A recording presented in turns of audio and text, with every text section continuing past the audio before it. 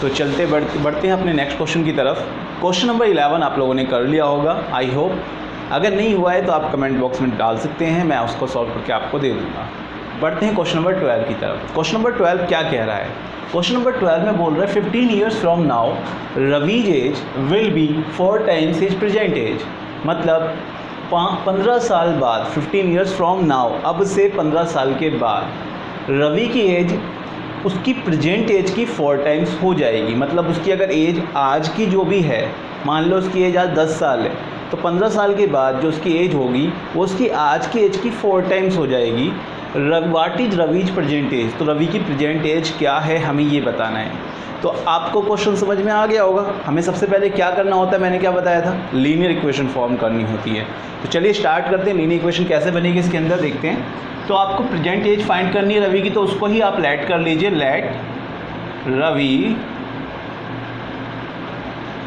Present age x। मैंने उसकी present as क्या मान ली, x लेट कर ली। अब उसने बोला 15 ईयर्स फ्रॉम नाउ, अब से 15 साल के बाद। तो अब से 15 साल के बाद, जैसे सपोज करो अभी आपकी एज 10 ईयर है, तो 15 साल के बाद कितनी हो जाएगी 25, 15 साल बढ़ जाएंगे। अभी आपकी एज 12 साल है, तो 15 साल बाद कितनी हो जाएगी 27, क्योंकि 15 ईयर्स इनकी ऐड हो जाएंगे। अभी इसकी एज x ईयर है, तो 15 ईयर्स बाद कितनी हो जाएगी x + 15, जितनी भी अभी है उसमें 15 ऐड हो जाएंगे। तो आपसे कह रहा है कि अकॉर्डिंग टू क्वेश्चन क्या कह रहा है, अब से 15 ईयर्स बाद, यानी कि जब x में 15 ईयर्स ऐड हो जाएंगे, तो जो ये एज आएगी ना, ये एज उसकी प्रेजेंट एज की कितनी होगी 4 टाइम होगी। यानी ये जो एज आएगी वो प्रेजेंट एज की 4 टाइम आएगी। क्लियर है? फिर से समझ लो कि अगर क्वेश्चन ये कह रहा है कि 15 ईयर्स फ्रॉम नाउ, अभी की प्रेजेंट एज से 15 साल बाद रवि की जो एज होगी वो इसकी प्रेजेंट एज की 4 टाइम्स होगी। तो इस तरह से हमने इसकी लीनियर इक्वेशन बना दी। x को उस तरफ भेज देंगे तो यहाँ बचेगा 15 और यहाँ बचेगा 4x - x यानी कि 3x। 4x में से 1x चले जाएगा तो 3x बचा, यहाँ पे हुआ 15 और यहाँ आ गया 3x। तो x की वैल्यू अगर निकालनी है तो 15 के नीचे 3 आ जाएगा, तो कितना है x की वैल्यू 5 ईयर्स। तो x की वैल्यू कितनी आ गई 5 ईयर्स। और हमारी x क्या था प्रेजेंट एज, तो रवि की प्रेजेंट एज क्या हो गई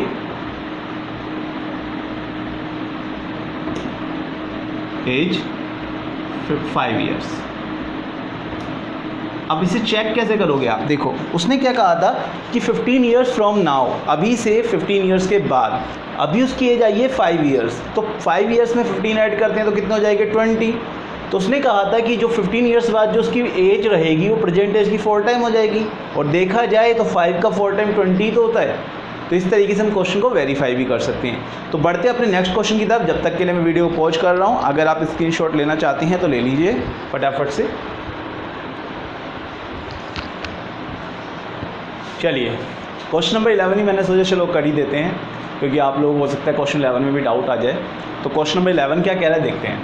कह रहा है कि बैचुन के father is 26 years younger than his grandfather and 29 years older than बैचुन। मतलब जो उसके फादर हैं, देखो मैं यहाँ पे बताता हूँ, ये बैचुन के फादर हैं, ये उसके ग्रैंड फादर हैं,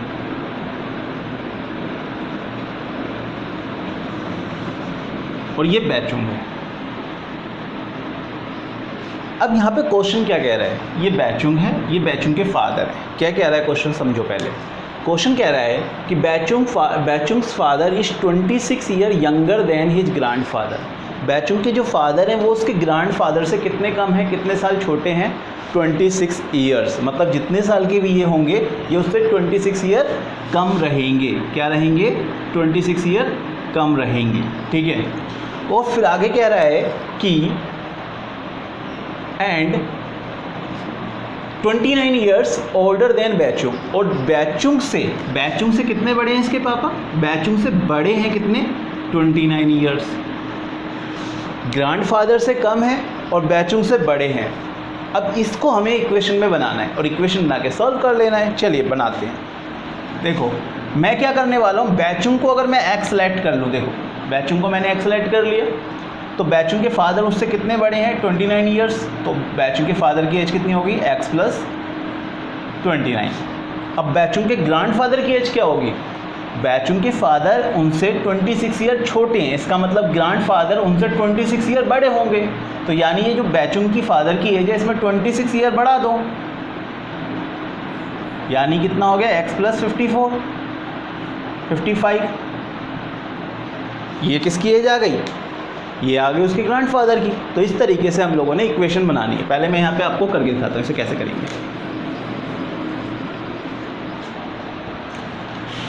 सॉल्यूशन देखेंगे। सबसे पहले लेट कर लिया मैंने किसकी एज? बैचुंग की एज। बाइचुंग की एज मैंने लेट कर ली प्रेजेंट एज। कभी कभी राइटिंग में हो जाता है भाई। x ईयर, तो उसके फादर की एज क्या होगी?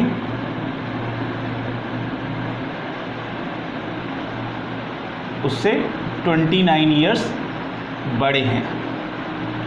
उसके ग्रैंडफादर की एज क्या होगी? वो उसके फादर से भी 26 ईयर्स बड़े हैं, यानी कि x + 55 ईयर्स। ठीक है, ये हम लोगों ने इन तीनों की एजेस लेट कर ली। ये हो गई बैचुंग की एज, ये हो गई उसके फादर की एज और ये हो गई उसके ग्रैंडफादर की एज। क्वेश्चन कह रहा है सम करने पे तीनों की एज का, तो आ रहा है 135। तो अकॉर्डिंग टू क्वेश्चन अगर मैं देखूं, इक्वेशन तैयार हो रही है मेरी। बैचुंग की एज, बैचुंग के फादर की एज, सॉरी 9, ये बैचुंग के फादर की एज और ये बैचुंग के ग्रैंडफादर की एज। सबको ऐड करने पे कितना आ रहा है? 135। ठीक है ना, सबको ऐड करने पे कितना आ रहा है? 135 आ रहा है। यहाँ x कितने हैं? 1 2 3x, ये हो गए 3x। 29 में अगर 55 ऐड कर दोगे तो कितने होंगे? 75, 75 और 9 86, 84। कितना हो गया? 84। इस 84 को उधर भेजेंगे तो ये माइनस हो जाएगा, यहाँ रहेगा 3x और इधर जाके ये माइनस हो जाएगा 84। कितना बचा देख लेते हैं।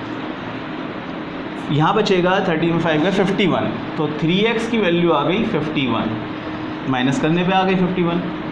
अभी आप मुझे बताइए x की वैल्यू कितनी आई? 51/3 यानी कि 17। कितना आ गया? 17 आ गया ना, यहाँ लिख देता हूँ। चलो, तो ये किसकी एज आ गई? बैचुंग की एज। x बैचुंग था ना, तो बैचुंग की एज कितनी आ गई? बाइचुंग की 17 ईयर्स। मेरे पास स्पेस कम है, आप पूरा सही से लिखना। उसके फादर की एज कितनी होगी? उसमें 29 ईयर्स ऐड हो जाएंगे, यानी 17 में 29 ऐड कर दो, कितना हो गया? 29, 39, 46। और इसी तरीके से उसके ग्रैंडफादर की एज निकाल दो। उसके x यानी 17 में कितना ऐड कर दो? 55, 65 और 7 72 आई थिंक। ठीक है, 72 ईयर्स। ये कितने हैं? 72 ईयर्स। तो इस तरीके से हम लोगों ने तीनों की एज निकाल ली है। बैचुंग की एज आ गई 17 ईयर्स, बैचुंग के फादर की एज आ गई 46 ईयर्स, बैचुंग के ग्रैंडफादर की एज आ गई 72 ईयर्स इस क्वेश्चन में। तो आपको क्वेश्चन समझ में आ गया होगा। इस तरीके से था ये क्वेश्चन नंबर 11। मुझे लगा शायद आप लोगों को डाउट ना आए, इसलिए मैंने ये कर दिया। अब मैं क्वेश्चन नंबर 13 आप लोगों को 13 और 14 आप लोगों को देता हूँ। 13 और 14 आप लोग कीजिएगा, मैं क्वेश्चन नंबर 15 एंड 16 कराऊंगा। ठीक है, चलिए इसके बाद क्वेश्चन नंबर 15 की तरफ बढ़ते हैं। जब तक के लिए मैं इसे नोट डाउन कीजिए, मैं यहाँ पे वीडियो को पॉज करता हूँ।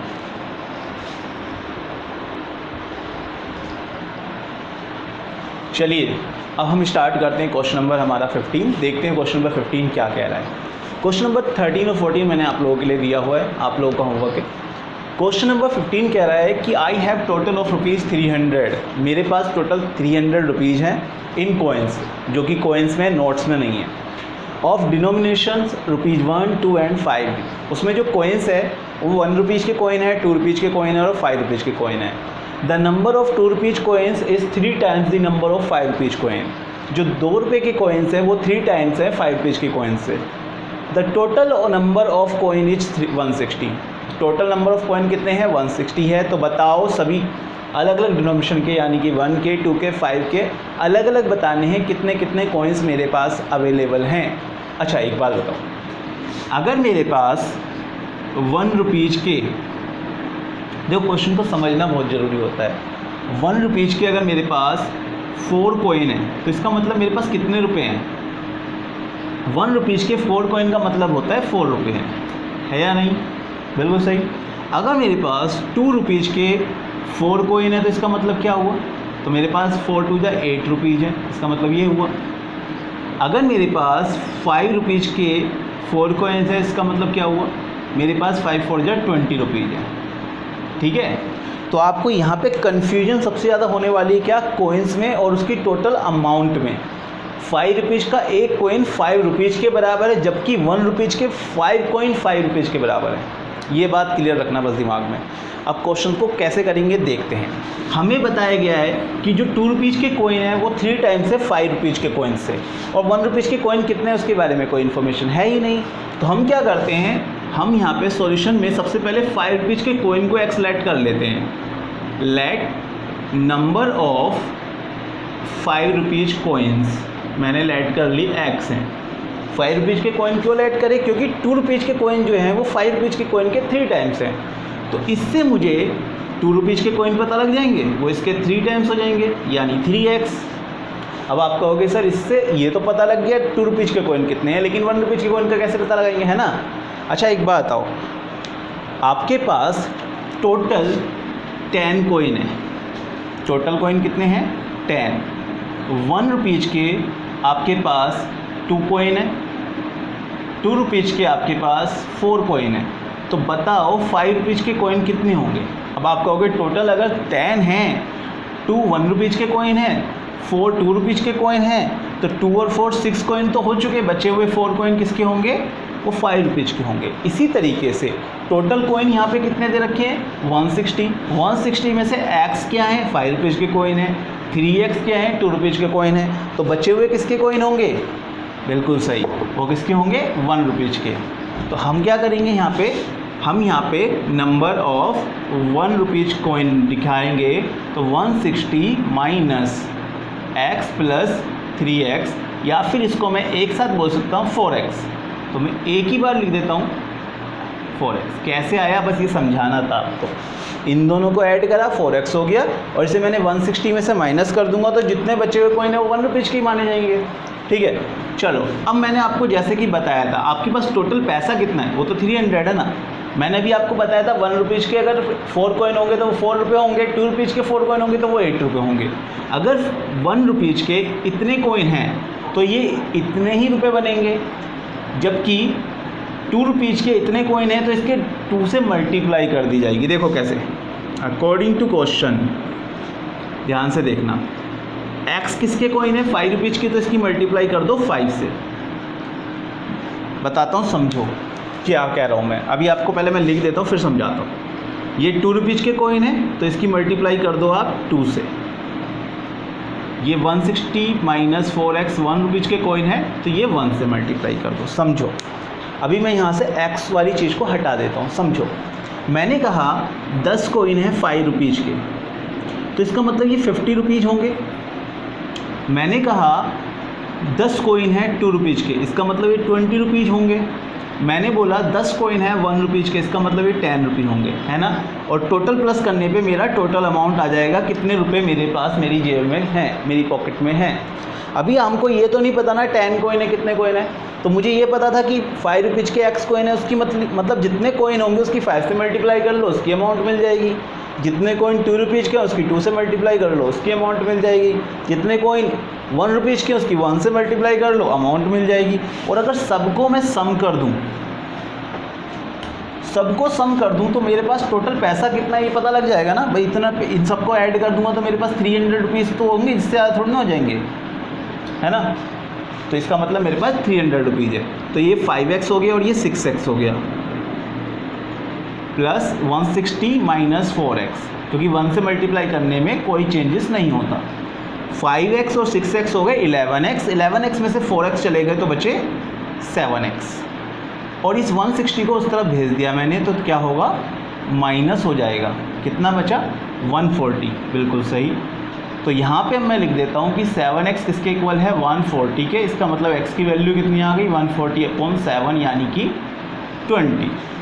अगर x की वैल्यू 20 आ गई तो इसका मतलब x कितने कॉइन थे? 5 रुपीज़ के कॉइन थे। है ना। तो नंबर ऑफ 5 रुपीज़ कॉइन कितने होंगे 20। और अगर आपको 5 रुपीज़ कॉइन्स की वैल्यू बतानी है, मतलब 5 रुपये कॉइन्स की कितनी अमाउंट होगी, तो 5 से मल्टीप्लाई कर लो, 100 रुपीज़ बनाएंगे ये। नंबर ऑफ 2 रुपीज़ कॉइन वो कितने होंगे 2 रुपीज़ के 3x, 3 मल्टीप्लाई 20 यानी कि 60 कॉइन्स होंगे, है ना। 1 रुपीज़ के कितने कॉइन होंगे, अब आपको 1 रुपीज़ के निकालने हैं, तो क्या करो 20 और 60 180 हो गए ना, ओ सॉरी 80 हो गए। 160 टोटल कॉइन थे, उसमें से 80 माइनस कर दो तो कितने बचे 80 कॉइन्स बचे। तो 80 कॉइन्स आ गए 1 रुपीज़ के, 60 कॉइन आ गए 2 रुपीज़ के और 20 कॉइन्स आ गए आपके 5 रुपीज़ के। इस तरीके से इस क्वेश्चन को सॉल्व करना था हमें। आई होप आपको ये समझ में आ गया होगा किस तरीके से हमने क्वेश्चन को अटैम्प्ट किया।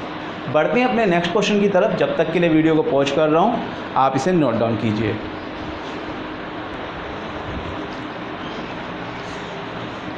चलिए स्टार्ट करते हैं क्वेश्चन नंबर 16, जो इस एक्सरसाइज का लास्ट क्वेश्चन है और क्वेश्चन बहुत ही बेहतरीन क्वेश्चन है। ये क्वेश्चन क्या कह रहा है, क्वेश्चन कह रहा है कि एक कंपटीशन है, ऐसे कंपटीशन कराया गया। आपको पता है कंपटीशन जब होता है तो जो विनर होते हैं उनको भी प्राइज़ मिलता है, और जो विनर नहीं बन पाते हैं, किसी कारण से थोड़ा सा पीछे रह जाते हैं, तो वो विनर नहीं बन पाते हैं, तो उनको भी कुछ ना कुछ मिलता है। तो यहाँ पे कह रहा है एक कंपटीशन हुआ है, ऐसे कंपटीशन जिसके अंदर द ऑर्गेनाइजर ऑफ एन ऐसे कंपटीशन डिसाइड, उसने ये डिसाइड किया that a winner in the competition gets a prize of ₹100, कि जो विनर रहेगा उसको कितने रुपए मिलने वाले हैं 100 मिलेंगे। And a participant who does not win gets a prize of ₹25, तो जो नहीं जीत पाएगा उसको मिलेंगे 25, मतलब कुछ ना कुछ मिलेगा। ये बच्चों को मोटिवेट करने के लिए किया जाता है, ताकि आप सोच रहे होंगे कि जो नहीं जीता उसे क्यों मिल रहा है, ये मोटिवेट करने के लिए, एटलीस्ट वो पार्टिसिपेट तो कर रहा है कम से कम, इसीलिए, ताकि बच्चे मोटिवेट होकर पार्टिसिपेट कर सकें। The total prize money distributed is 3000 rupees, total पैसा जो गया डिस्ट्रीब्यूट हुआ प्राइज को लेकर के वो 3000 रुपीज़ हुआ उस दिन। फाइंड नंबर ऑफ विनर्स, आपको टोटल नंबर ऑफ विनर्स पता लगाने हैं। If total number of participant is 63, अगर टोटल पार्टिसिपेंट वहाँ पे कितने रहे 63 रहे। अब बात आपको समझ में आ गई होगी। 63 टोटल पार्टिसिपेंट में से कुछ लोग होंगे जो विनर बने होंगे, कुछ लोग होंगे जो विनर नहीं बने होंगे। कुछ लोगों को 100 रुपीज़ के हिसाब से प्राइज़ मिला होगा, कुछ लोगों को 25 रुपीज़ के हिसाब से प्राइज़ मिला होगा। टोटल पैसा जो प्राइज मनी के रूप में गया वो टोटल तो 3000 रुपीज़ गया ना। अब हमारी यहाँ से इक्वेशन तैयार होगी, कैसे देखते हैं। देखो हमें ये यहाँ पे ये भी नहीं पता विनर कौन है, तो हम विनर को लेट कर लेते हैं x, let the number of winners equal to x। तो आपके पास जो विनर है वो अगर x है तो टोटल पार्टिसिपेंट आपके कितने थे 63 थे, तो जो विनर नहीं रहे उनको मैं लूजर तो नहीं बोल सकता ना। Number of participant who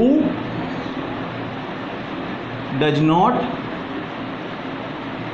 win, जो नहीं जीते उनको मैंने बोल दिया कि वो 63 में से जो ये 63 टोटल पार्टिसिपेंट हैं, इसमें से x अगर विन कर रहे हैं तो जो x को माइनस कर दूंगा, जो रिमेनिंग रह जाएंगे वो नॉट विन वाले होंगे, नॉट विनर रहेंगे, है ना।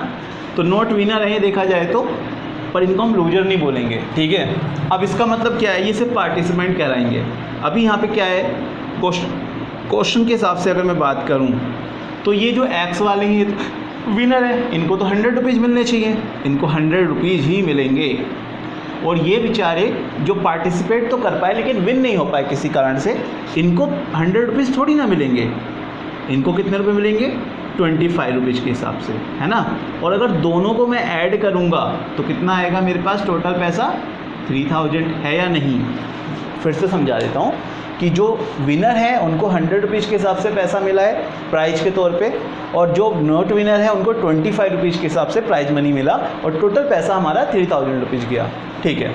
अब यहाँ पे इसको मैं इक्वेशन को सॉल्व करता हूँ, तो यहाँ पे आ गया 25 की 63 से मल्टीप्लाई करूँगा तो कितना आएगा 25 3 जा 75, 25 6 जा 150 और 157, इतना आ गया माइनस 25x,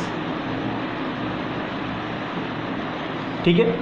अभी क्या होगा 100x में से इस 25x को माइनस करता हूँ तो 75x बचेंगे, और ये वाला जो 1575 रुपीज़ है इस तरफ जाएंगे तो ये माइनस हो जाएंगे 3000 में से,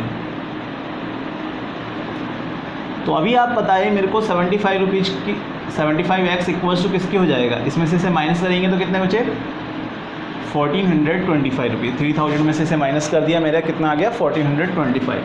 तो x की वैल्यू कितनी आई 1425 अपॉन में 75। अब 25 से कैंसिल आउट कर दूँ इसे डायरेक्ट में, तो 3 से कर देता हूँ पहले। चलो 3 से 25 में जाएगा, 3 4 जा 12, 3 4 जा 12, हाँ लिख देता हूँ भाई, 3 4 जा 12, 2 बचे 22 हो गए, 3 7 जा 21, 3 5 जा 15। अब 25 से करता हूँ, 25 1 जा 25, बचे कितने 23 बचे, 23 नहीं 22 बचे, 22 और 9 बार में, ठीक है। तो x की वैल्यू कितनी आ गई 19। तो विनर कितने हैं हमारे 19 है।